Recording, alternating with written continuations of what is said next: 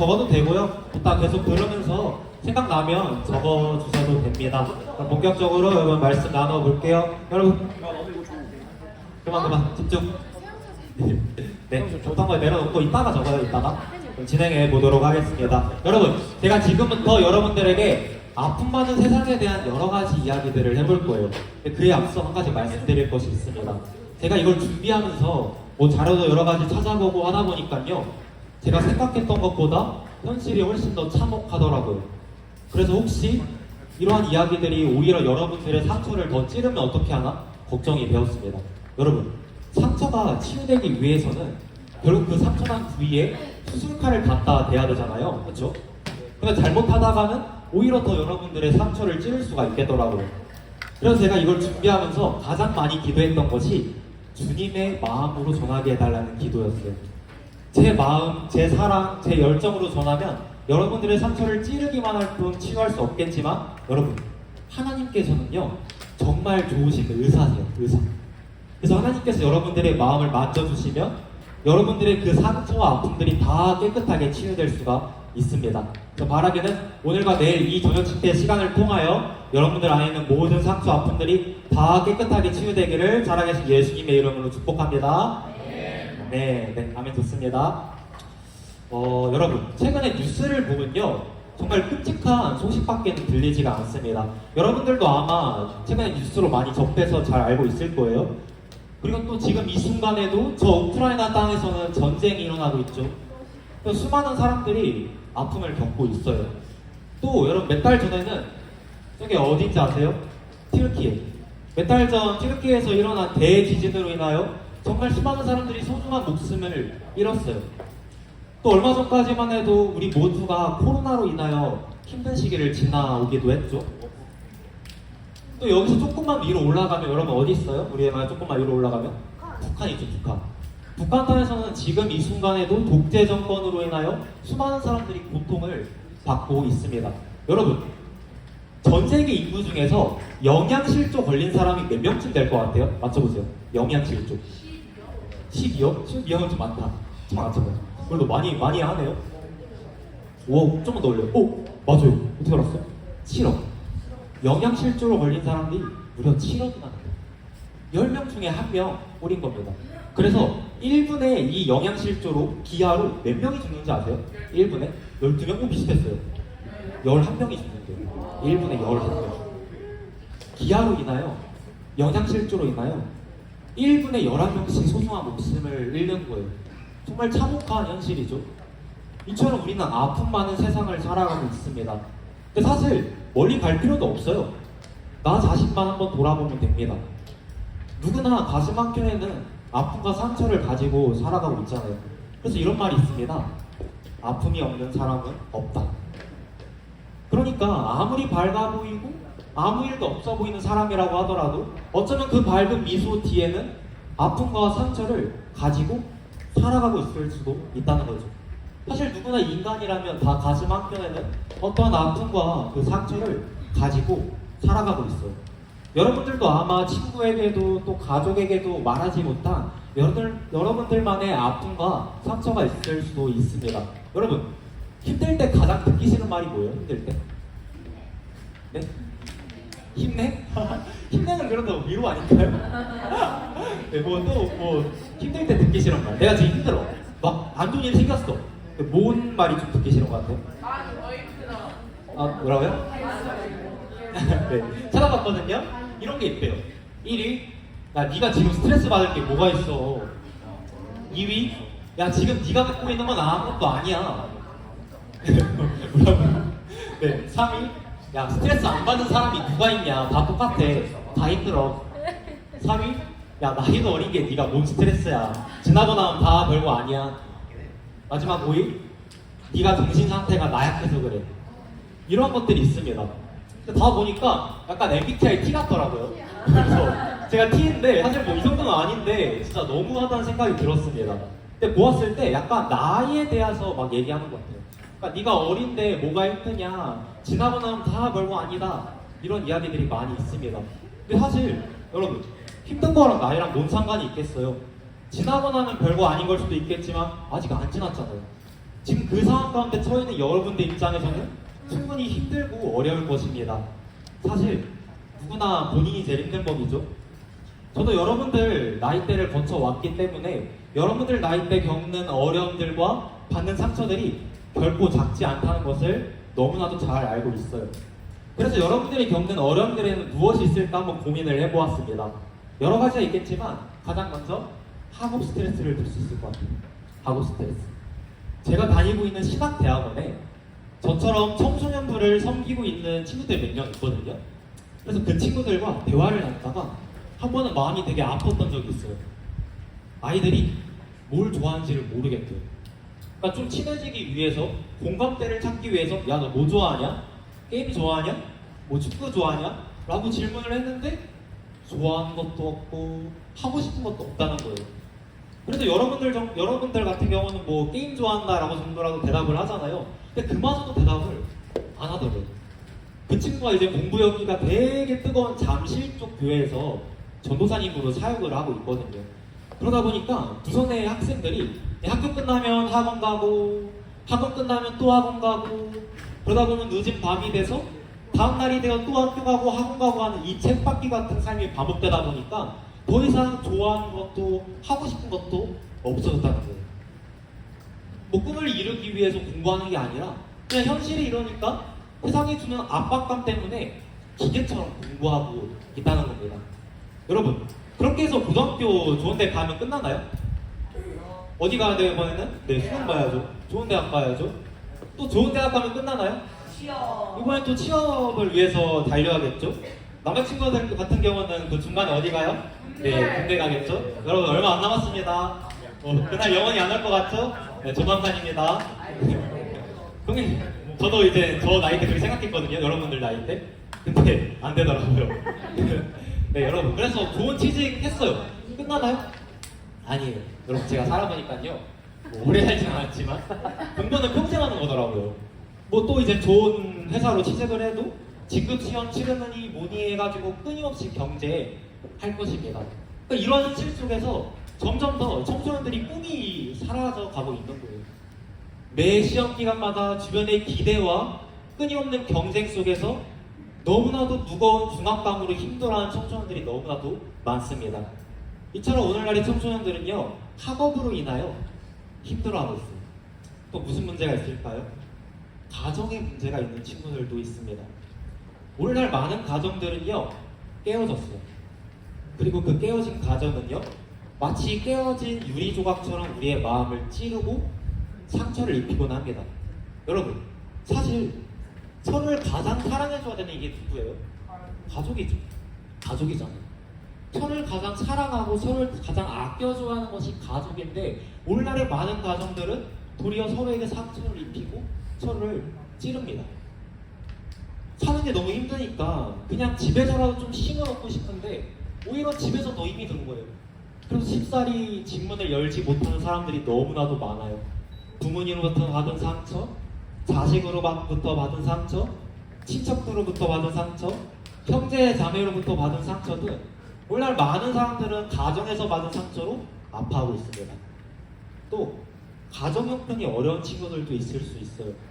사실 여러분 가난한 것만큼 서러움이 있을까요? 남들 하고 싶은 거 다 하고 먹고 싶은 거 다 먹고 사고 싶은 거 다 살 때 나는 돈이 없어서 참아야만 할 때 느끼는 그 처절감과 초라함은요 사람을 참 힘들게 만드는 것 같습니다. 또 뭐가 있을까요? 인간관계. 여러분들 나이 때는 아마 이게 가장 힘들지 않을까 싶어요. 여러분 우리가 뭐 학교, 학원 이런 곳에서 많은 사람들과 이렇게 인간관계를 맺고 살아가잖아요. 그렇죠? 여기서 오는 스트레스도 참 많습니다. 남자친구들 같은 경우는 어때요? 친구들 사이에서도 은근히 서열 같은 게 존재하죠. 그래서 거기서 오는 상처들이 참 많아요. 여자친구들 같은 경우는 어떻죠? 친구들 사이에 뭐 기싸움, 정치질, 뒷담화 이렇게 되게 심하잖아요. 그래서 거기서 오는 아픔과 상처들이 굉장히 많습니다. 누군가로부터 미움을 받는다는 게 여러분들 나이 때는 정말 큰 상처죠. 그래서 미움받지 않기 위해서, 사랑받기 위해서, 인정받기 위해서, 혼자가 되지 않기 위해서 우리는 몸부림을 치곤 합니다. 서로를 미워하고 혐오의 상 속에서 우리는 아파하며 살아가고 있어요. 또 여러분 외모의 문제도 있습니다. 사실 여러분들 나이 때는 진짜 이 외모에 많은 게 달려 있잖아요, 그렇죠? 그러다 보니까 더 외모에 집착하는 것 같아요. 그리고 더 많이 상처를 받습니다. 그리고 여러분 이 외모로 인하여 받는 상처는요 정말 무서운 게 한 사람의 자존심을 다 무너뜨려 버려요. 그리고 그것이 콤플렉스가 돼가지고 잘 회복되지도 않습니다. 마지막으로 건강의 문제도 있을 것 같아요. 건강의 문제. 아프지만 않아도 행복하다라는 말이 있잖아요. 이처럼 다 가지고 있어도 건강에 문제가 생기면요 정말 다 소용이 없어요. 그리고 어쩌면 여러분들 중에서는 이러한 건강의 문제 때문에 힘들어하는 친구들이 있을 수도 있습니다. 낫기 위해서 병원도 가보고 약도 먹고 치료도 받아보고 운동도 해보는데 전혀 나아지지 않는 그 현실 속에서 힘들어하는 친구들이 있을 수 있어요. 난 좀 건강하게 살아가고 싶은데 약 좀 끊고 싶은데 왜 나만 이라고 외치며 힘들어하는 친구들이 있을지도 모르겠습니다. 이처럼 여러분 가정, 학업, 인간관계, 외모, 건강 등 우리가 살아가면서 많은 문제와 어려움을 겪잖아요. 그것으로 인하여 여러분들의 그 마음 속에는 상처들이 여러 있고 또 그 상처가 아물지 않아 생기는 흉터들도 있을 수 있습니다. 그래서 여러분 이런 것들로 인하여 생겨나는 문제점들이 있거든요. 두 가지로 나눠볼 수 있을 것 같아요. 첫 번째로 우울증입니다. 그러니까 이런 문제들을 묵혀두면 마음의 병이 생기는 거예요. 마음의 병. 여러분 우리나라가 OECD 국가 중에서 우울증 환자 수 몇일 것 같아요? 3위? 1위? 1위입니다. 1위예요. 무려 전체 국민의 36.8%가 우울증을 앓고 있대요. 10명 중에 4명 꼴인 거죠. 그럼 여러분 한 해에 이런 우울증으로 인하여 병원을 찾는 사람 몇 명쯤 될 것 같아요? 병원 찾는 사람 300만? 그거 너무 많고 없어요? 10명? 한 해에 우울증으로 병원 찾는 사람 93만 명이나 된대요. 2021년 기준으로 거의 100만 명에 가까운 사람들이 우울증을 앓고 병원을 찾는다는 거예요. 그리고 더 심각한 것은요 사실 여러분 자신이 우울증을 앓고 있다는 거 알고 치료받으려는 사람들은 좀 나은 편입니다. 더 심각한 것은요 그 사실조차 모르는 사람들이에요. 그러니까 자기가 마음의 병을 앓고 있는데 그것조차 모르는 사람들도 있습니다. 그러니까 그 사람들까지 다 합치면 얼마나 많은 사람들이 마음의 병을 앓고 살아가고 있는 걸까요? 이 문제는 청소년들에게도 똑같이 발생하거든요. 그래서 여러분 4명 중에 1명꼴로 우울감을 앓고 있대요. 어떤 통계에 따르면. 그리고 이러한 우울감이 이제 극단적으로 흘러가면 어떻게 돼요? 스스로 목숨을 끊는 데까지 이르게 됩니다. 우리나라가 OECD 국가 중 자살률 몇이죠? 네, 우리나라가 이것도 이제 1위죠. 안 좋은 건 정말 다 1인 것 같아요. OECD 표준 인구 10만 명당 23.6명. 이게 뭔 소리냐면요. 하루 평균, 여러분 하루에 스스로 목숨을 끊는 사람이 무려 36.58명이에요. 하루에. 분으로 따지자면 39분당 1명. 39분당 1명. 지금 우리가 이렇게 수련회를 와서 말씀을 나누는 이 시간에도 누군가는 소중한 목숨을 스스로 끊었다는 겁니다. 청소년에게도 이건 마찬가지예요.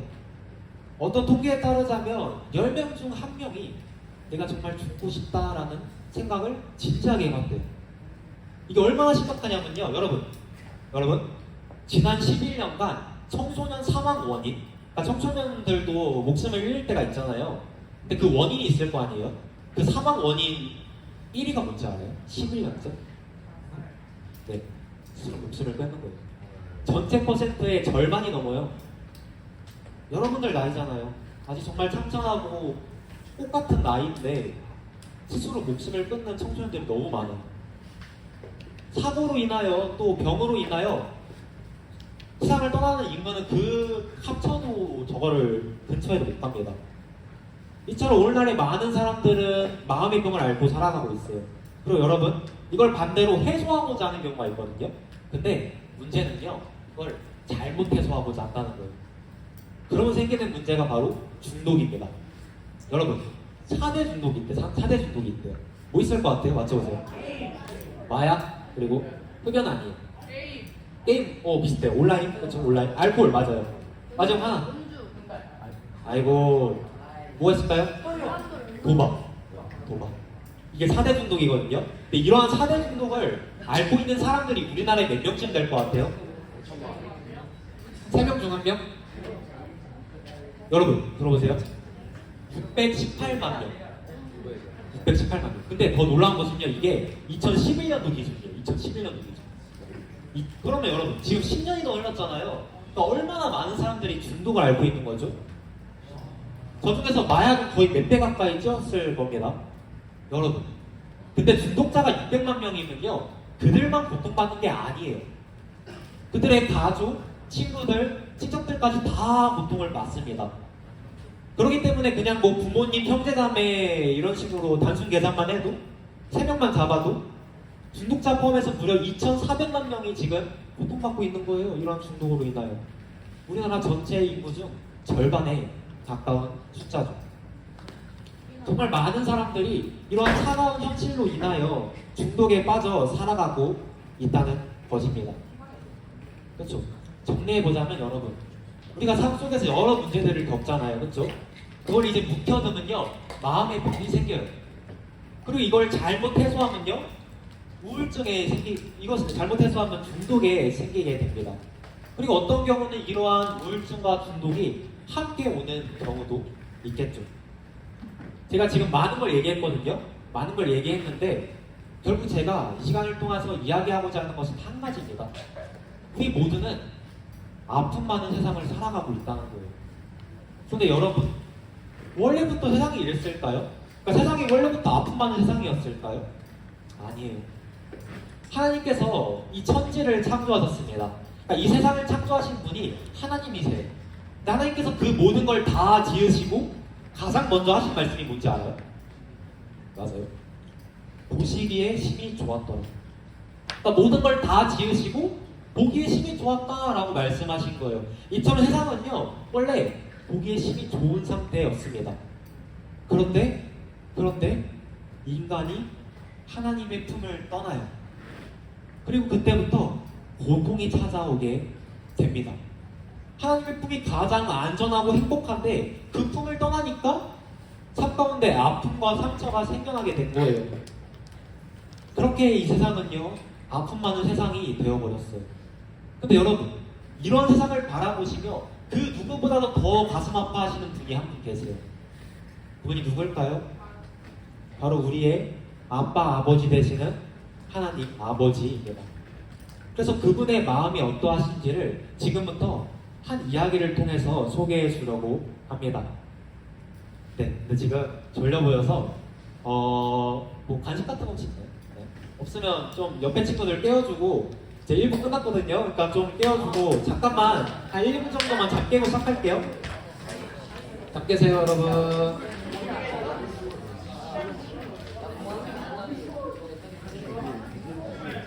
여러분, 듣다가 너무 졸리면 일어나서 들어도 돼요. 저도 이제 학교에서 수업 들을 때 졸리면 일어나서 듣거든요.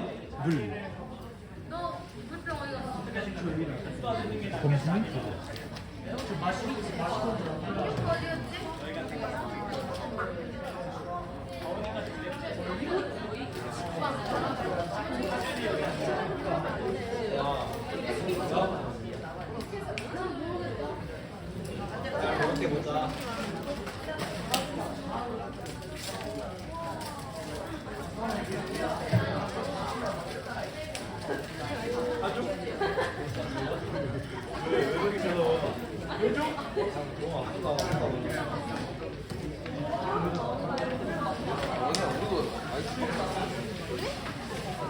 기도해봐.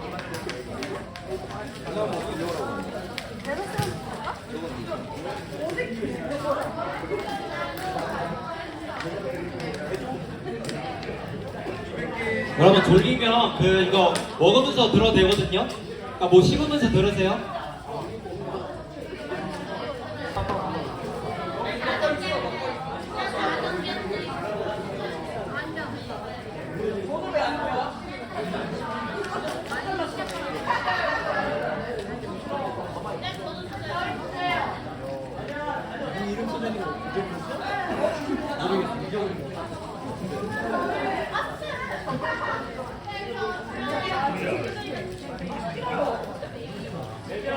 그 에어컨 온도 좀 높여야 될 것 같아요.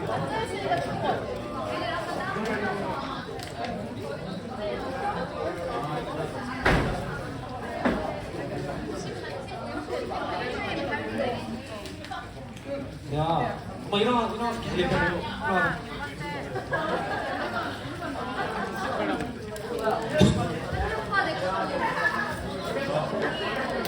야, 걸리면 일어나서 내려놔. 올라가지. 열심히 올라가지.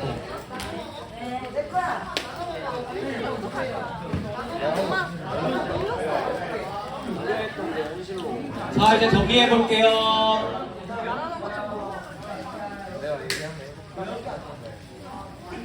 정리해 볼게요.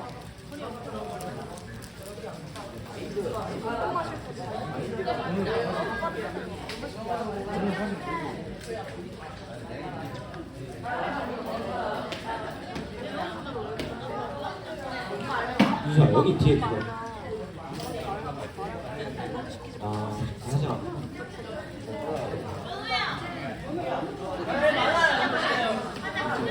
싸우지 마세요.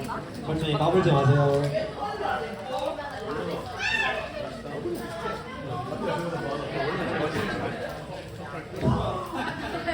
이것도 욕심꾸러기 아니에요, 너무?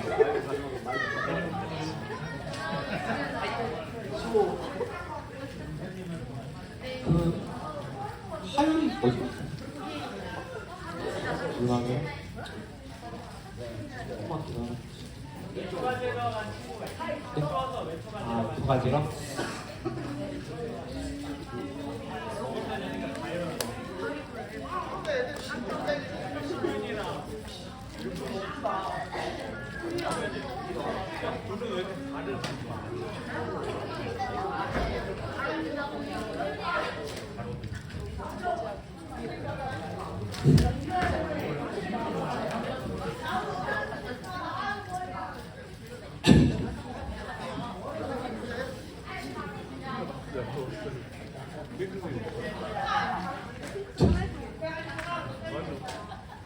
야, 그러면 어떡해.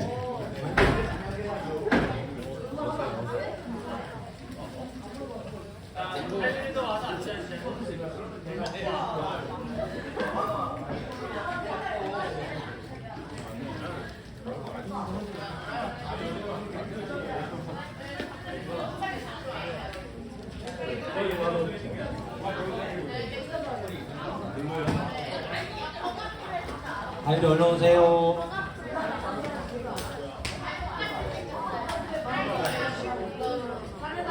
네, 여러분 다 온 것 같으니까 이어서 진행해 볼게요. 네, 집중해 보세요. 집중해 보세요. 집중해 보세요. 여러분 집중해 봅시다. 집중해 봅시다. 여러분 집중해 봅시다. 네, 진행해 보도록 할게요. 제가 지금부터 성경 속 이야기 하나를 들려줄 거예요. 바로 탕자의 이야기라는 제목으로 우리에게 아주 잘 알려져 있는 이야기입니다. 혹시 들어본 친구 있나요? 탕자 이야기? 네, 한번 손 들어보세요. 들어본 친구들. 몇 명 있네요. 여러분, 이 이야기는요, 저 그림처럼 한 명의 아버지와 한 명의 아들이 등장을 해요. 저 아버지를 이제 하나님이라고 생각을 하고요. 그리고 저 아들을 저와 여러분들이라고 생각을 하고 들어보세요. 아버지가 누구라고요? 하나님. 아들이 누구라고요? 네, 저와 여러분들입니다. 이거를 이렇게 생각하고 들어보세요. 그럼 그들의 이야기 속으로 지금부터 들어가 보도록 하겠습니다. 한 명의 아버지가 있었어요. 그리고 그 아버지에게는요, 저 말씀처럼 두 명의 아들이 있었습니다. 여러분, 그러던 어느 날 둘째 아들이 이 아버지에게 말도 안 되는 요구를 하세요. 말도 안 되는 요구. 무슨 요구를 했을까요? 돈 주세요? 우선 주세요? 네, 말씀을 통해 볼게요. 여러분, 함께 읽어보겠습니다. 시작! 아버지에게 말하되 아버지여 재산 중에서 내게 돌아올 분깃을 내게 주소서 하는지라. 아멘. 여러분, 말씀 끝나면 아멘 하는 겁니다. 여러분, 지금 이 둘째 아들이 아버지에게 무슨 요구를 했어요? 재산 중에서 내게 돌아올 분깃을 주소서라고 요구를 했습니다. 여러분, 쉽게 말하면요, 이거예요. 아빠, 저한테 재산 좀 나눠주세요. 이거예요. 근데 이거만 보면 이게 왜 말도 안 되는 요구지? 싶을 것 같아요. 뭐 아빠한테 재산 좀 달라고 할 수 있는 거잖아요. 근데 여러분, 저 당시에 저 나라 사람들한테는요, 이건 있을 수 없는 일이었어요. 저 이야기의 이제 배경이 이스라엘이거든요. 나라는 이스라엘입니다. 그리고 저 아빠와 아들은 유대인이에요, 유대인. 이 배경을 기억해 주세요. 나라가 어디라고요? 나라? 이스라엘. 아빠와 아들이 어떤 민족이라고요? 유대인입니다. 근데 여러분, 이스라엘을 포함한 중동 지역에서는요, 아빠가 자식한테 언제 재산 물려주는지 알아요? 아빠가 죽기 바로 직전에 재산을 물려줍니다. 그렇게 그들에게 있어서 아빠 재산 좀 나눠주세요 라고 지금 말하고 있는 이 말은요, 이런 말이에요. 들어보세요 여러분. 아빠 빨리 좀 죽으세요. 아빠 저 아빠 돌아가실 때까지 도무지 기다릴 수가 없어요 라고 말하는 것과 똑같은 거예요. 여러분들이라면 이 말 자식한테 들으면 어떨 것 같아요? 그대로 팰 것 같아요? 예. 저도 그냥 저 같아도 몽둥이 가져다가 죽게 팰 것 같아요. 아니 기껏 키워놨더니 고작 하는 말이 아빠 빨리 좀 죽으세요? 말도 안 되는 소리죠. 그렇다면 말씀에서의 아버지는 어떻게 했을까요? 말씀 읽어볼게요. 시작. 아버지가 그 살림을 각각 나눠 주었더니, 한 번 더 읽어볼게요. 시작. 아버지가 그 살림을 각각 나눠 주었더니. 아멘. 여러분 어떻게 했대요? 어떻게 했대요? 네, 자식의 요구대로, 그 둘째 아들의 요구대로 자신의 재산을 두 아들한테 각각 나누어 줍니다. 이 불효막심한 둘째 아들의 요구에 아빠가 따른 거예요. 그렇다면 이 아들이 이제 이 재산을 물려받고 어떻게 했을까요? 네, 말씀을 돌아볼게요. 여러분 말씀 보면요, 둘째 아들이 재물을 다 모아가지고 어디로 갔대요? 먼 나라로 떠나버렸대요. 그 당시 이제 이 둘째 아들이 살던 팔레스타인 땅에는요, 한 50만 명 정도 되는 유대인들이 살고 있었어요. 그런데 거기서 좀 더 멀리 가서 로마 제국에 있는 주요 도시를 가보면요, 400만 명이 넘는 유대인들이 살고 있었습니다. 그러니까 거기에 뭐 생활 수준이며 문명이며 장난 아니었을 거 아니에요. 그러니까 약간 우리로 치면 대도시에 막 백화점 있고 놀이공원 있고 편의시설 있고 약간 그런 느낌이죠. 그래서 이 둘째 아들이 그걸 누리면서 살고 싶었나 봐요. 그래서 그는 아빠로부터 물려받은 재산을 다 돈으로 바꿔서 먼 나라로 떠나버려요. 저기서 여러분 말씀 보세요. 파란 글씨 보면 재물을 다 모아가지고 에서의 저 다 모으다가 현금화하다, 그러니까 돈으로 바꾸다라는 의미를 가지고 있어요. 그러니까 이제 이 아들이 그 재물을 다 돈으로 바꿔서 어디로 떠났다고요? 먼 나라로 떠나버린 거예요. 근데 여러분 잘 들어보세요. 이것도 지금 그 당시에는 말도 안 되는 짓이에요. 그 당시에는요, 아무리 자식이 아빠로부터 재산을 물려받았다고 하더라도 그 재산을 아빠가 돌아가시기 전에는 함부로 처분하면 안 됐어요. 그러니까 뭐 돈으로 바꾸고 이랬으면 안 됐습니다. 이게 뭘 의미하냐면요, 지금 아빠가 죽은 사람인 것처럼 행동하고 있는 거예요. 그러니까 내 아빠가 죽었다고 생각하고 지금 행동하고 있는 거예요. 그러니까 부모 완전히 지금 연을 끊어버리겠다는 소리예요. 그런데 이러한 아들의 모욕에도 아버지는 그냥 침묵을 지키십니다. 근데 이쯤 되면 아빠가 문제 아닌가요? 라고 생각하는 친구들도 있을 수 있을 것 같아요. 그래서 여러분, 그 당시에 만약에 사람들이 이 이야기를 들었더라면 둘째 아들도 욕했겠지만 아빠도 욕했을 거래요. 아니 저 불효박심한 놈을 왜 가만히 내버려두냐고요. 아주 그냥 혼쭐을 내줘야 하지 않겠냐고요. 이런 식으로 분명히 이 아빠도 욕했을 거라고 합니다. 그런데요 여러분, 우리 인간도 우리 하나님 아버지께 이 둘째 아들처럼 행동하진 않았나요? 우리 인간은요, 우리를 지으시고 생명을 주시고 살기에 좋은 환경을 조성해 주시고 무엇보다 아낌없는 사람을 넘치도록 부어주신 하나님 아버지를 떠납니다. 마치 이 둘째 아들이 지금 아버지를 떠났듯 우리 인간도 하나님을 떠났다는 거예요. 그래서 사실 여러분, 하나님께서는요 그냥 우리 인간 다 모조리 멸종시켜버릴 수도 있었어요. 다 멸망시켜버리고 말 잘 듣는 인형들로다가 새롭게 세상을 창조하실 수 있었습니다. 그런데 그렇게 하지 않으세요. 왜요? 우리를 사랑하시거든요. 우리를 사랑하셔가지고 우리를 여러분 들어보세요. 우리를 너무 사랑하셔서 그 사랑을 거부할 자유를 준 거예요. 그러니까 나 너 사랑해. 넌 그 내 꼭 사랑 받아야만 해. 이게 아니라는 거예요. 그러니까 우리를 꼭두가시처럼 인형처럼 대하지 않으시고 자유를 주신 거예요. 마찬가지로 이 둘째 아들의 아빠도요. 아들을 너무 사랑하는 거예요. 그래서 그 사랑을 거부할 자유를 둘째 아들한테 주신 겁니다. 다만 그 사랑을 악용한 것이 바로 이 둘째 아들과 우리인 거죠. 둘째 아들은 이처럼 아버지의 그 사랑을 매몰차게 거절해요. 매몰차게 거절합니다. 그리고 그 물려받은 재물을 다 돈으로 바꿔서 먼 나라로 떠나버려요. 여러분, 둘째 아들이 먼 나라로 떠나서 어떻게 됐을까요? 동방봉 써요? 네, 말씀을 통해 볼게요. 함께 읽어보겠습니다. 시작! 거기서 허락망당하여 그 재산을 낭비하더니 다 없앤 후 그 나라에 크게 흉년이 들어 그가 비로소 궁핍한지라. 아멘. 어떻게 했대요? 허락망당하여 다 탕진해버렸대요. 그러니까 그 많던 재물을 다 이렇게 탕진해버린 거예요. 그리고 심지어 여러분 14절 말씀 보면요, 그 나라에 지금 뭐가 들었대요? 흉년까지 들었대요. 이제 그에게는 남은 것들이 하나도 남지 않았습니다. 그러나 이 아들은 여전히 아버지의 집으로 돌아갈 생각을 하지 않아요. 아마 염치가 없었겠죠? 자신이 한 행동이 있는데. 그래서 이 아들이 생각해낸 방법이 하나 있었어요. 그게 뭘까요? 네, 바로 직장을 구하는 거였습니다. 그런데 여러분, 직장 구하기가 쉬웠을까요? 지금 그가 가진 게 뭐 있어요? 배운 게 뭐 있겠어요? 그냥 아빠 품에서 살았는데. 그리고 저 나라에 10년 들었다고 했잖아요. 그러면 나라가 어려우니까 취업난이 더 심해졌을 거 아니에요. 그래서 직장 구하기가 너무나도 어려운 거예요. 그래서 어찌어찌 해서 직장을 구했습니다. 그 직장이 뭐냐면요, 순서가 말해준 것처럼 바로 돼지를 치는 일이었습니다. 바로 이러한 돼지를 치는 일을 하게 된 거예요. 근데 여러분, 이것만 보면 아니 먹고 살기 힘든 세상에 돼지라고 쳐야 되는 거 아닌가 라고 생각할 수 있을 것 같아요. 그런데 이 둘째 아들이 유대인이라고 했잖아요. 그렇죠? 기억나죠?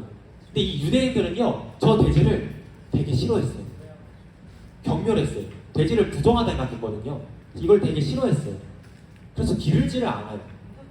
어느 정도 싫어하냐면 그 당시에 쓰여진 글을 보면 돼지를 치는 자는 저주를 받을 거다 라는 말이 있을 정도로 이 돼지를 되게 경멸하고 싫어했다는 거예요.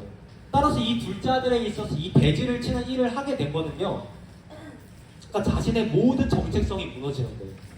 쉽게 말해볼게요. 우리 기독교인들로 치면 갈 때까지 가가지고 인생이 유흥업소에 종사하게 되는 그 수준이에요.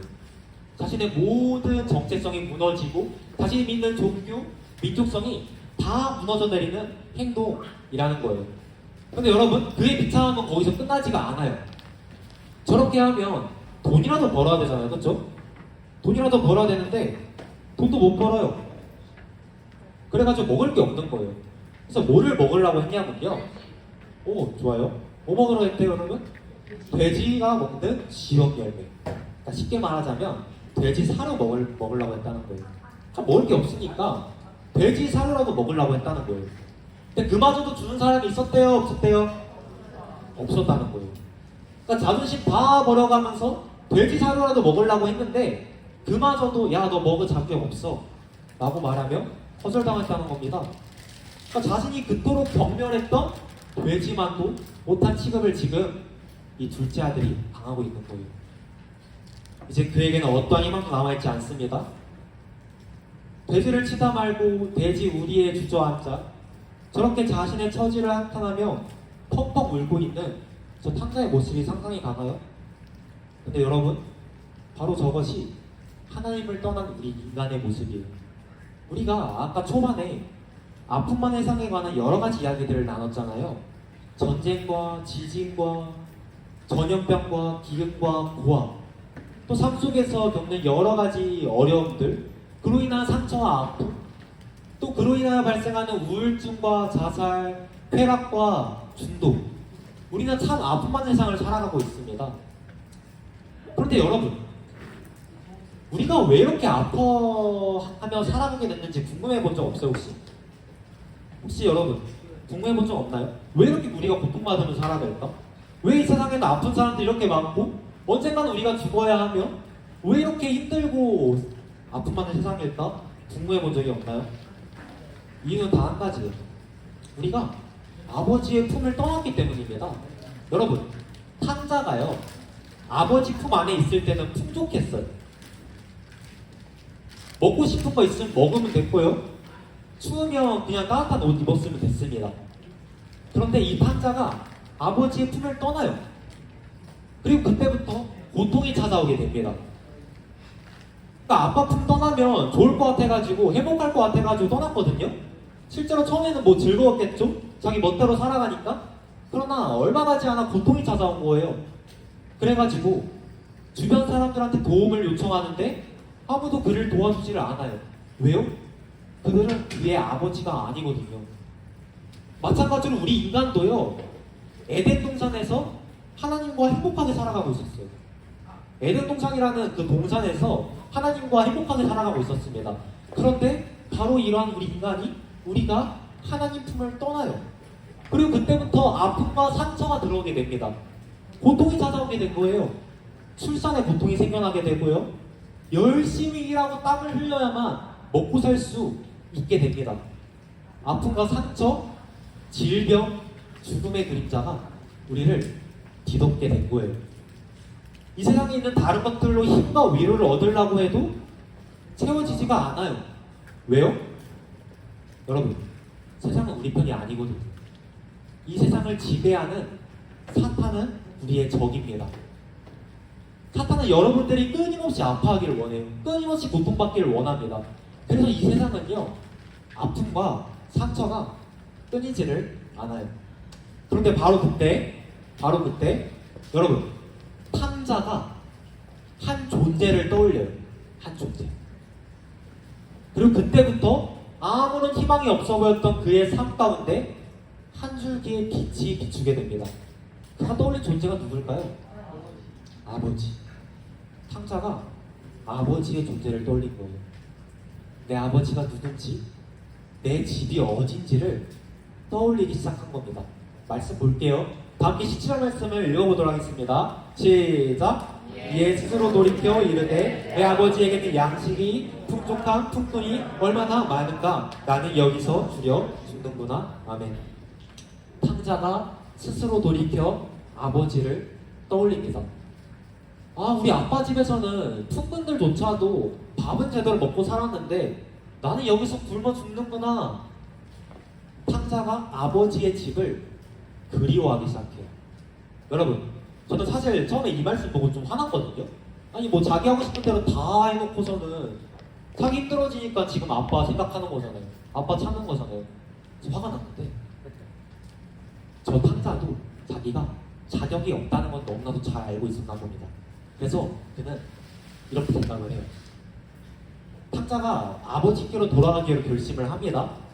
그런데 그는 아무리 생각해도 아빠가 자신을 용서해 줄 거라고는 생각이 안 드는 거예요. 자기가 한 행동들 있잖아요. 그래서 아빠를 만나면 뭐라고 말하려고 이제 준비를 해두냐면 노란 글씨부터 파란 글씨까지가 이제 아빠 만나면 이제 할 말을 생각해 둔 거거든요, 미리. 노란 글씨부터 파란 글씨까지 읽어볼게요. 시작! 아버지 하나님과 아버지께 죄를 지었사오니 지금부터 아버지의 나를 분양하고 웃어서. 아멘. 그러니까 자신이 용서받을 것이라는 기대조차 하지 않고 그냥 아빠의 품꾼 중 하나가 되어서 밥이라도 좀 먹고 살아야겠다라고 생각을 한 거예요. 지금 이 탕자가 하려고 했던 말 이거 기억해 두세요. 나중에 써먹을 때가 옵니다. 네. 그렇게 네, 감사합니다. 그렇게 이어지는 말씀에서 이 탕자가 드디어 아버지께로 돌아가요. 근데 돌아가는 그의 발걸음이 어땠을까요? 되게 막 무겁지 않았을까요? 솔직히 배이면 배. 아빠가 자신 보자마자 화냈을 게 뻔하잖아요. 아니 네가 도대체 어디라고 여기를 오냐? 라고 말씀하시면서 자신을 쫓아낼 것이 뻔했기 때문에 이 탕자가 집으로 돌아가는 발걸음은 분명 무거웠을 겁니다. 마침내 그가 집으로 도착을 해요. 저 멀리서부터 탕자가 다가오는 것을 본 아버지의 반응이 어떠했을까요? 화를 내셨을까요? 나 너 같은 자식 준 적 없다 라고 말하면서 아들의 존재를 부정하셨을까요? 여러분들은 어떻게 했을 것 같아요? 집 나간 자식이 자신이 죽었으면 좋겠다라고까지 말하면서 연을 다 끊어버리고 집 나간 자식이 돌아왔어요. 어떻게 할 것 같아요? 그 당시 사람들이랑 어떻게 했을까요? 네. 추천했어요. 캐차차 의식이라는 걸 했대요. 여러분 이거 기억해 두세요. 매일 써먹을 때 봅니다. 캐차차 의식 기억해 두세요. 뭐라고요? 캐차차 의식. 네, 이거 기억해 두세요. 기억했죠? 네. 지금 졸면 후회합니다. 캐차차 의식. 여러분, 근데 이 캐차차 의식이 뭐냐면요. 그러니까 이제 그 당시에 이 탕자처럼 아버지와 그캐 어입니다. 아버지와 가문과 마을에 수치를 입히고 재산을 다 탕진해버린 다음에 돌아오면요. 어떻게 했냐면 사람들이 마을 사람들이 가만히 내버려 두질 않았대요. 그러니까 그 화가 잔뜩 나가지고 질그릇 항아리 있죠. 거기에 태운 콩, 태운 옥수수 이런 걸 가득 담아요. 그 다음에 그 사람 앞으로 갑니다. 그리고 그걸 깨뜨려 버려요. 그리고 이렇게 외쳐요. 누구누구는 이 백성으로부터 끊어졌다. 이게 바로 캐차차 의식이에요. 그리고 그 사람을 동네 밖으로 추방해버리는 거예요. 바로 이것이 탕자가 받아야 하는 마땅한 대우였습니다. 근데 여러분, 다시 말씀으로 돌아가서 아버지는 어떻게 했을까요? 캐차차 의식을 행했을까요? 아닙니다. 아니에요. 교수형이요? 아니에요. 어떻게 하셨는지 말씀을 통해 볼게요. 다 함께 읽어보겠습니다. 시작! 그를 보고 추근히 여겨 달려가 목을 안고 입을 맞추니 아멘.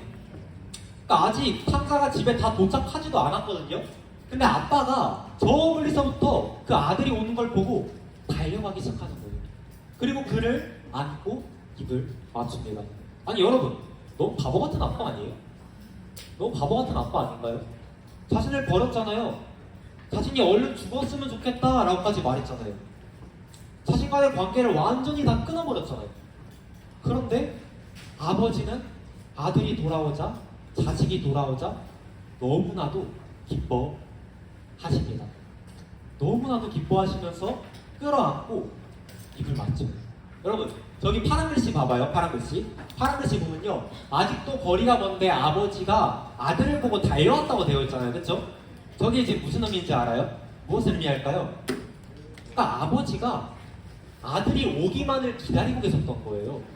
그러니까 저 멀리서 다가오는 그 아들을 거지 행세를 하고 완전히 알아볼 수 없을 정도로 행색이 초라해져서 돌아온 그 아들을 담순에 알아보고 달려가서 그를 끌어안죠.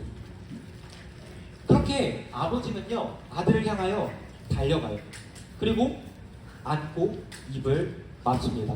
그렇게 이제 아버지가 아들을 만나고 아들이 아버지를 만나거든요. 그러자 이제 이 아들이 자신이 하려고 했던 그 말 있잖아요. 그걸 이제 꺼내요. 그게 이제 뭐냐면 바로 이 말입니다. 함께 읽어볼게요. 시작. 지금부터는 아버지의 아들이라 일컬음을 감당하지 못하겠나이다 하나. 아멘. 여러분, 제가 아까 그 탕자가 말하려고 했던 말 있죠. 그거 기억해 두라고 했잖아요. 뭐가 빠졌어요? 그렇죠. 그러니까 지금 아들이 자신이 준비해온 말을 다 하지도 않았는데 아빠가 그냥 그걸 끊어버리는 거예요. 그걸 그냥 끊어버리고 이렇게 외치는 겁니다. 가장 좋은 옷을 가져다가 내 아들을 입혀라. 내 아들의 손에 반지를 끼워라. 내 아들의 발에 신발을 신겨라. 그리고 우리가 살찐 송아지를 가지고 잔치를 벌이자. 우리가 먹고 즐기자. 아버지는 아들을 보자마자 그 벅차오르는 감정을 주체를 하지 못하고 저 그림처럼 달려오십니다. 여러분, 저 그림 보면요, 저 뒤에 두 사람 있는 거 보여요? 보이죠? 만약에 저게 실제 상황이라면 저기 있는 이 두 사람이 저 아버지의 저 모습을 보고 비웃었을 거래요. 조롱했을 거래요. 왜 그러냐면요, 저 당시 사람들은 공적인 장소에 잘 뛰지를 않았어요. 그걸 되게 부끄럽다 생각했어요. 그 당시 사람들이 옷이 되게 길었거든요. 저기처럼 길어가지고 옷이 되게 긴데 뛰면 어떻게 돼요? 그게 막 철렁철렁 막 흔들릴 거 아니에요, 그렇죠? 그래서 집안 어른들은 그 당시에 아무리 바쁜 일이 있어도 잘 뛰질 않았어요. 그러니까 약간 우리나라 그 옛날에 선비들 막 뒷짐 짚고 이렇게 걸어다니는 그런 선비들 생각하면 됩니다. 그래가지고 만약에 지금 이 아버지처럼 자신의 체면을 전혀 생각하지 않은 채 이렇게 뛰어다니면 그걸 본 사람들은 아, 저 사람 왜 저러냐 라고 조롱하고 비웃었을 거라는 겁니다. 근데 이 아버지는요 그게 별로 중요한 게 아니었던 거예요. 사람들의 그 시선을 전혀 아랑곳하지 않고 머리부터 다가오는 그 아들 향하여 달려가십니다. 그리고 아까 이 말씀에서 말했던 것처럼 가장 좋은 옷을 가져다가 내 아들이 입혀라 라고 말하면서 그 누더기가 된 아들의 옷을 새 옷으로 바꿔줘요. 그리고 그 아들의 손, 물집이 다 접혀가지고 터져버린 그 아들의 손에 반지를 끼우고요. 그리고 다 터져버린 그 아들의 발에 새 신발을 신깁니다. 그리고 살찐 송아지를 잡고 잔치를 벌여요. 너무나도 기뻐하는 거예요. 여러분, 아버지가 왜 이렇게 할까요? 아버지가 왜 이렇게 할까요? 이유는 다 하나예요. 다음 말씀을 보도록 하겠습니다. 읽어볼게요. 시작!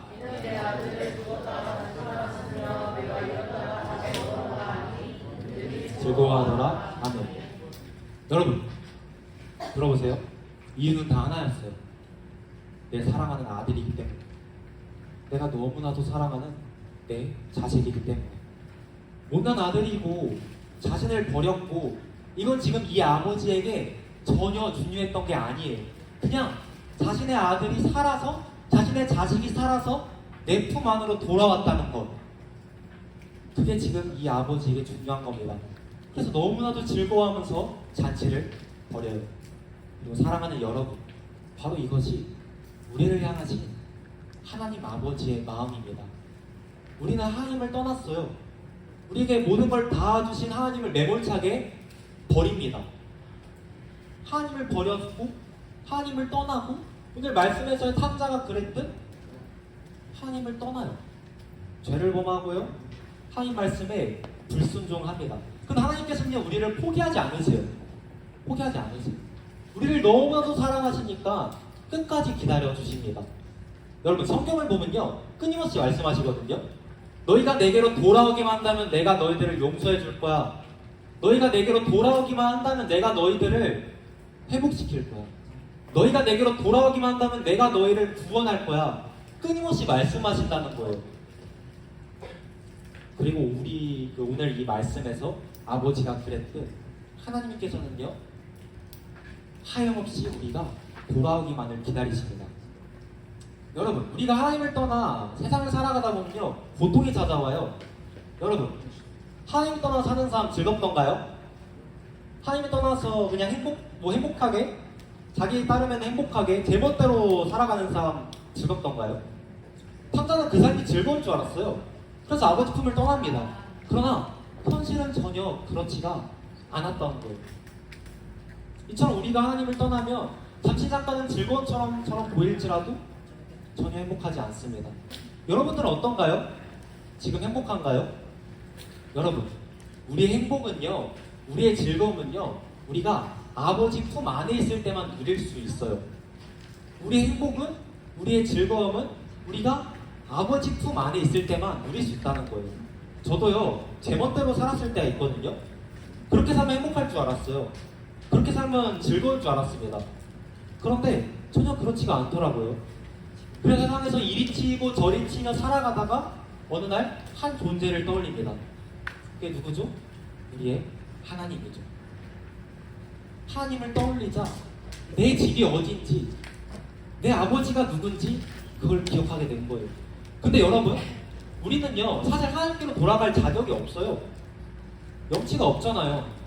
하나님께서 우리에게 넘치도록 변함없이 사랑을 주셨는데 우리가 그걸 다 버리고 떠났잖아요. 그래서 사실 우리는요 하나님께로 돌아갈 자격이 없습니다. 그런데 여러분, 만약 여러분들이 하나님께로 돌아오면요, 여러분들의 아버지께로 돌아오면요, 하나님께서는 언제나 어떠한 상황에 처했든지 간에 여러분들을 안아주세요. 여러분들을 용서해주세요. 오늘 말씀에서의 아버지가 그러했듯 저 멀리서부터 여러분들에게 달려오십니다. 주변의 시선을 전혀 아랑곳도 하지 않은 채 두 팔을 벌리고 여러분들을 맞이해 주신다는 거예요. 왜요? 하나님께서는 여러분들이 돌아오기만을 기다리고 계셨거든요. 그래서 그토록 기다렸던 여러분들이 돌아왔을 때 하나님께서 너무나도 기뻐하시며 저 멀리서부터 달려오시는 거예요. 그리고 여러분들을 끌어안고 이렇게 외치실 겁니다. 사랑하는 내 딸아, 사랑하는 내 아들아, 너무 잘 돌아왔다. 내가 너의 아버지다. 너가 나의 자녀다. 여기가 너의 집이다. 내가 너를 사랑한다. 하나님이 이렇게 하시는 이유가 무엇일까요? 단 하나예요, 단 하나. 여러분들이 하나님께서 너무나도 사랑하시는 그분의 자녀거든요. 그분의 자녀이기 때문에. 그 이유 하나밖에 없습니다. 사랑하는 여러분, 아마 여러분들 중에서는 지금 하나님을 떠나 살아가고 있는 친구들이 있을지도 모르겠어요. 하나님을 만났고 하나님을 경험했지만 언제부턴가 세상의 한눈을 팔다가 세상의 마음을 빼앗겨 방황하며 살고 있는 친구들이 있을지도 모르겠습니다. 또 어떤 친구들 같은 경우는 애초에 하나님을 만난 적이 없어서 나의 아버지의 존재를 깨닫지 못하고 살아가고 있는 친구들이 있을지도 모르겠어요. 여러분들이 지금 어떤 상황에 처했든지 간에 하나님께서는요, 여러분들을 동일하게 기다리고 계세요. 그리고 여러분들이 돌아오기만 하면요, 오늘 말씀에서의 아버지가 그랬듯 여러분들을 너무나도 기뻐하며 맞이해 주신다는 겁니다. 그리고 여러분들을 저그리처럼 안아주실 거예요. 그리고 바로 그 순간 우리 안에 있는 모든 아픔과 상처가 깨끗하게 치유될 줄로 믿습니다. 여러분, 바라기는 여러분들이 바로 이러하신 우리 아버지께로 돌아왔으면 좋겠어요. 어떻게 돌아오냐고요? 이따가 우리가 기도회 때 기도할 겁니다. 기도할 텐데 그때 여러분들이 그동안 지었던 모든 죄들을 다 회개하세요. 회개라는 것은요, 용서를 구하는 겁니다. 잘못하면 용서를 구하잖아요. 그것처럼 하나님께 용서를 구하는 것이 바로 회개예요. 회개가 뭐라고요? 하나님께 용서를 구하는 것이 바로 회개입니다.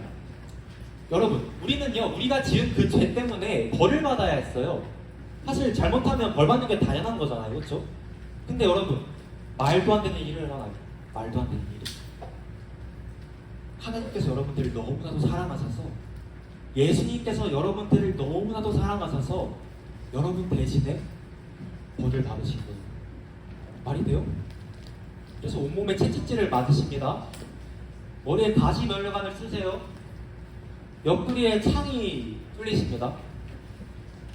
조롱과 멸시를 당하세요. 그리고 끝끝내 두 손과 두 발에 거대한 못이 박혀 십자가에 못 박혀 돌아가십니다. 여러분, 하나님 떠난 건 누구예요? 우리잖아요. 우리가 받아야 하는 벌이었어요. 그러나 예수님께서 여러분들을 너무나도 사랑하셔서 여러분들을 대신하여 죽임을 당하신 거예요. 그렇게 하나님께서 여러분들을 용서하셨습니다. 회개라는 것은요, 바로 이 사실을 기억하고 하나님께 용서를 구하는 거예요. 그리고 이어서 다시는 내가 그렇게 살지 않겠다고 다짐하세요. 여러분들의 그 죄 때문에, 우리의 그 죄 때문에 하나님 아버지께서 그렇게나 아파하시는, 우리의 그 죄 때문에 예수님께서 십자가 못 박혀 돌아가셨습니다. 그러니 우리가 어떻게 마음대로 살아갈 수가 있겠어요? 그럴 수가 없는 거죠. 여러분, 제가 옛날에 얘기했던 것 중에서 잘못 얘기했던 게 있어가지고 지금 이 시간을 통해서 정정하도록 하겠습니다. 이렇게 생각하는 경우가 있어요.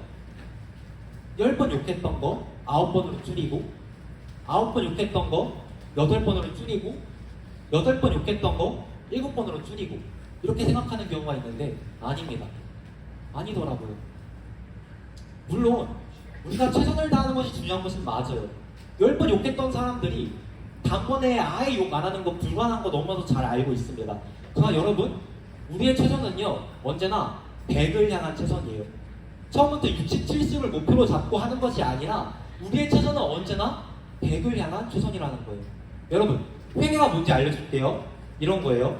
제가 길을 이렇게 걸어가고 있었어요. 근데 이 길이 잘못된 것을 깨달은 거예요. 끝까지 가면 낭떠러지라는 것을 깨달은 겁니다. 그럼 어떻게 해야 돼요? 돌아가야죠. 돌아가서 올바른 길을 걸어가야 되잖아요. 그러니까 여기 갔다 저기 갔다 하는 것은 회개가 아니라는 거예요. 다시 한번 분명히 말씀드립니다. 여러분들이 지금 짓고 있는 죄들이 있을 거예요. 성적인 죄들을 짓고 있는 친구들이 있을 것이고, 매사에 거짓말하고 욕하고 험한 말하고 하는 친구들도 있을 겁니다. 부모님한테 잘못하는 친구들도 있을 거고요. 친구를 미워하고 따돌리고 괴롭히고 시기하고 질투하는 친구들도 있을 거예요. 말하기는 오늘 이 시간 여러분들이 그 죄를 다 끊어버리기를 소원합니다. 우리 아버지께로 우리가 돌아가는 거예요. 여러분, 회개라는 것은요, 우리가 막 기도하면서 울고불고 눈물 짜내고 주님 죄송합니다 용서해 주세요 한다고 회개가 아니에요. 회개는요, 돌이키는 것까지가 회개입니다. 우리가 돌이켜야 회개라는 거예요. 그 죄를 끊어내야 회개라는 겁니다. 그리고 이 일에 있어서 언제나 우리의 최선은요 100이에요. 물론 우리가 그렇게 최선을 다해서 한다 하더라도 우리는 그렇게 살아갈 수 없을 겁니다. 그래서 우리가 100을 목표로 하면 한 70 정도 하겠죠. 그래서 우리가 기도하는 거예요. 하나님, 저 좀 잘 살아갈 수 있도록 도와주세요 라고 기도하는 겁니다. 그래야 하나님께서 나머지 30을 채워주시는 거예요. 처음부터 70을 목표로 하는 게 아니라 100을 목표로 하고 70을 하였을 때 나머지 30을 하나님의 은혜로 채우는 것, 그게 바로 진정한 의미의 회개라는 것입니다. 여러분, 정말 여러분들이 오늘 이 시간 우리 아버지께로 돌아갔으면 좋겠어요. 아버지의 품이 가장 안전하고 따뜻합니다. 여러분들 모두가 이 시간 우리 아버지께로 돌아갔으면 좋겠습니다. 말씀 맺도록 하겠습니다. 여러분, 오랜 시간 정말 고생했습니다. 너무 잘 들어줬어요. 진짜 졸린 거 알거든요. 솔직히 뭐 아까 레크레이션도 하고 밥도 먹고 해서 졸린 거 아는데 그래 너무 잘 들어줬어요. 여러분, 마지막으로 집중. 여러 가지를 이야기했는데 여러분, 결국 한 줄로 요약하면 이거예요. 다 함께 읽어볼까요? 시작! 참 좋으신 우리 아버지께로 돌아가자. 우리는요, 아픔 많은 세상을 살아가고 있습니다. 세상이 너무나도 힘이 들어요. 그리고 그 세상을 살아가는 여러분들 생각하면 정말 마음이 아픕니다. 그러나 여러분, 우리에게는요 하나님 아버지가 계세요. 우리에게는 하나님 아버지가 계십니다. 그리고 그분의 품은요 언제나 따뜻하고 안전해요. 여러분들이 그 아버지의 품 안으로 돌아가면요 상황이 막 드라마틱하게 달라지진 않을 거예요. 그러니까 세상이 갑자기 살기 좋아지고 그러지는 않을 겁니다. 세상은 그대로일 거예요. 그러나 이제 더 이상 혼자가 아닌 거예요. 여러분들을 너무나도 사랑하시는 하나님 아버지가 여러분들의 아버지라는 겁니다. 여러분들이 바로 그런 하나님 아버지와 함께 이 세상을 살아가면요 세상이 아무리 더 어려워지고 아무리 더 악해져도 행복하게 살아갈 수가 있어요. 여러분들이 앞으로 살아가면서 정말 평생토록 우리 아버지 품 안에 안겨서 살아가면 참 좋겠지만 더 바랄 것이 없겠지만 어쩜 앞으로 살아가다가 아버지의 품을 떠나 방황할 때가 올지도 모릅니다. 이 시간을 통하여 한 가지 부탁을 드릴게요. 여러분, 제가 한 가지 부탁을 드리겠습니다. 만약 그럴 때가 온다면 그리고 어쩌면 지금 이미 그러고 있다면 그래서 오늘 말씀에서의 탕자처럼 어려움이 찾아온다면 오늘의 이 말씀을 기억하기를 바랍니다. 우리 아버지가 누구신지 우리의 영원한 집이 어딘지를 기억하기를 바라요. 여러분들의 하나님 아버지를 떠올리기를 바랍니다. 그리고 여러분들이 어디에 있든지 언제가 되었든지 어떠한 상황에 처했든지 여러분들이 지은 죄가 너무나도 커가지고 도저히 하나님께서 나를 용서해 줄 수 없을 것 같은 그때에도 우리 아버지께로 돌아오기를 바랍니다. 그럴 때 하나님께서는 언제나 그럴듯 여러분들을 안아주실 거예요. 근데 사실 여러분, 그냥 안 떠나는 게 최고죠. 떠나면 손해 아닌가요? 아버지분이 가장 안전한데 왜 떠나요? 저는 그 사실을 알고 잘 떠나지를 않습니다. 가장 행복하고 안전한 길이니까요. 그래서 여러분들이 모두가 이런 아버지 품에 꼭 안겨서 한 번뿐 이상 정말 행복하게 살았으면 좋겠어요. 한 번뿐인 삶이잖아요. 정말 행복하게 살았으면 좋겠습니다. 그래서 살아가는 저와 여러분들 되기를 예수님의 이름으로 축복합니다. 아멘. 이 시간 기도해야 할 건데요. 여러분 잠깐만 쉴게요. 9분인데 그 전에 찬양을 하도록 하겠습니다. 여호와께 돌아가자는 찬양입니다. 이 시간 다 함께 일어나가지고 우리 하나님을 찬양했으면 좋겠습니다. 함께 일어나겠습니다.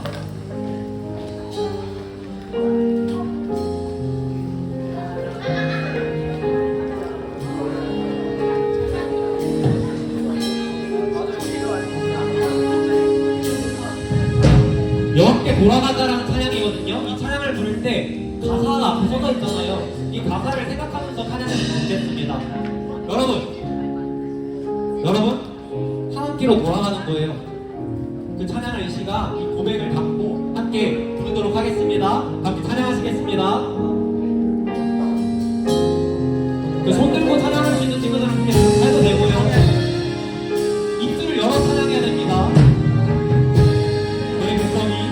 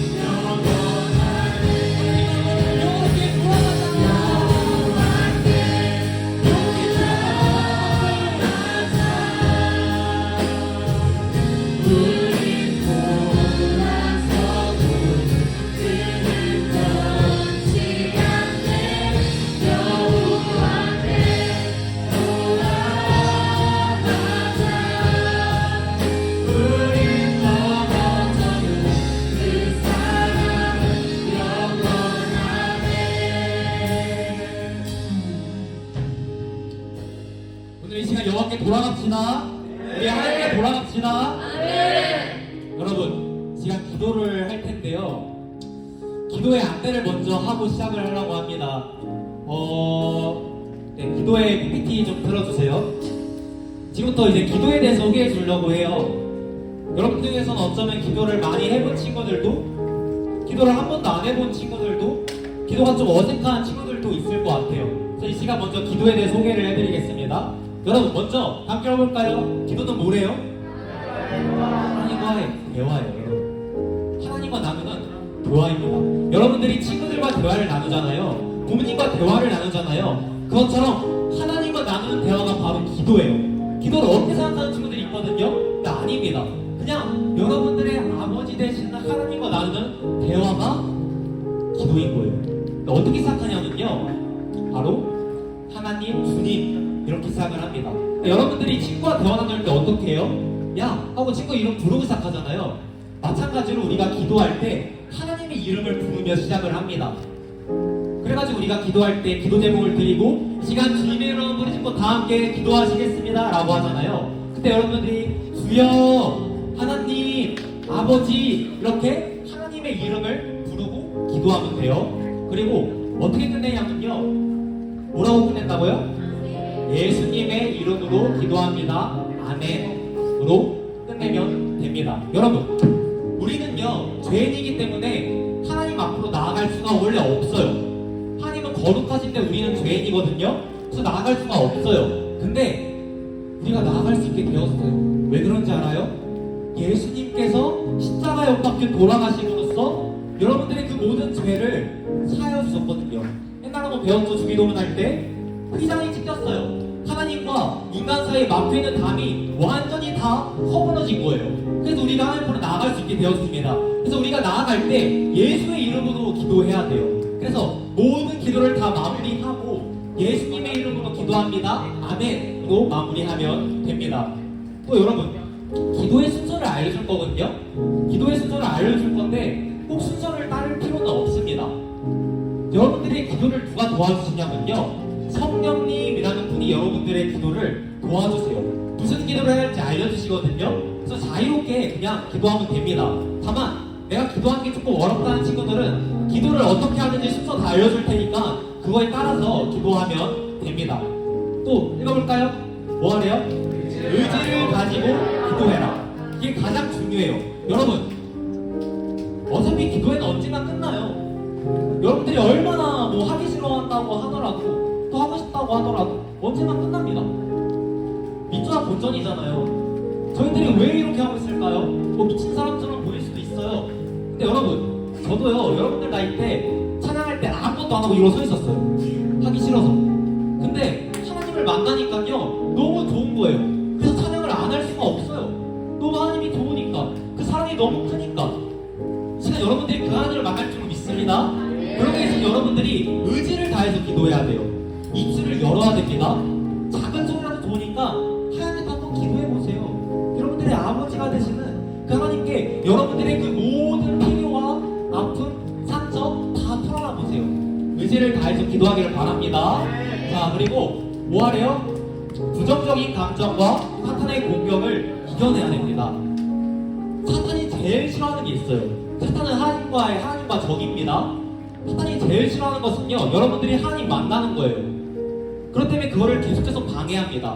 지난 수련회에서도 많은 방해가 있었죠. 근데 여러분들이 그걸 뚫어내고 이겨내고 기도했기 때문에 여러분들이 하나님을 만난 겁니다. 이번에도 그것을 이겨냈으면 좋겠어요. 기도하기 싫은 마음이 생길 거예요. 배고프겠죠? 하기 싫고 피곤하고 졸릴 겁니다.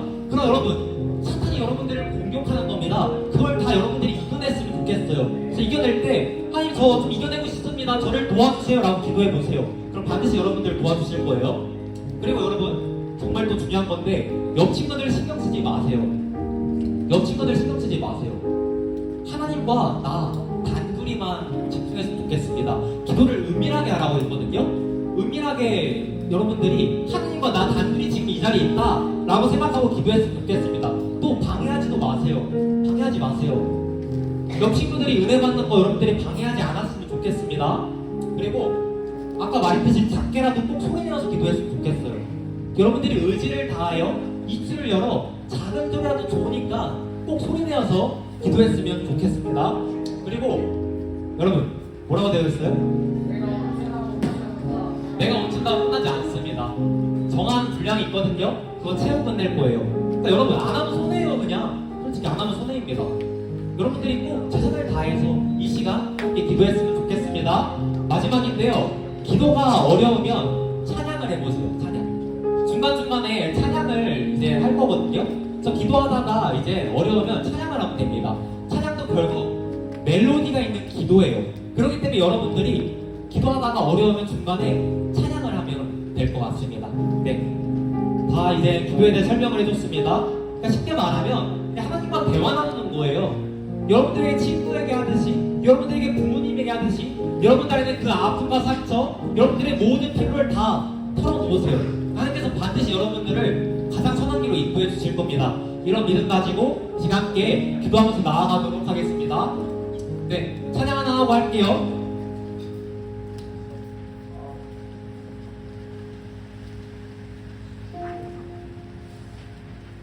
임재라는 찬양을 할 건데요.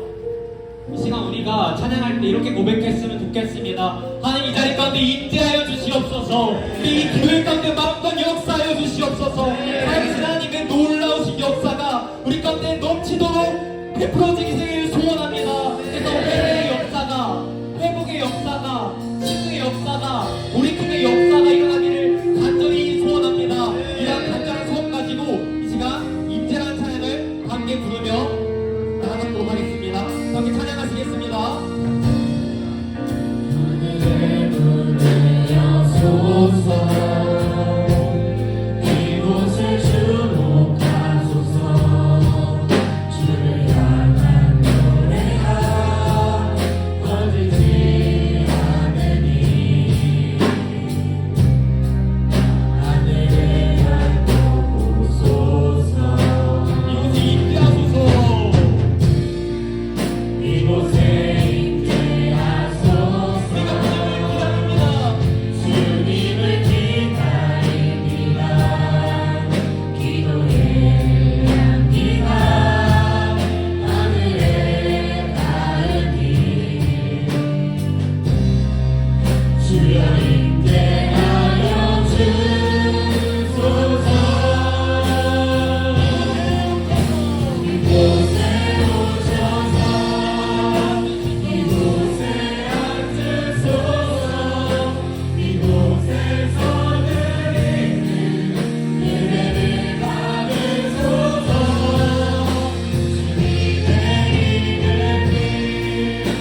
주님의 이름만이, 오직 주의 이름만 이곳에 있으리라.